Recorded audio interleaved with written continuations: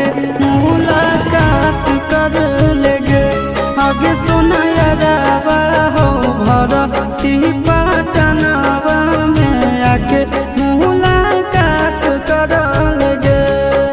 आगे चली जाइबौ छोड़ी के दुनिया विदाई अपने हाथ कर लेगे।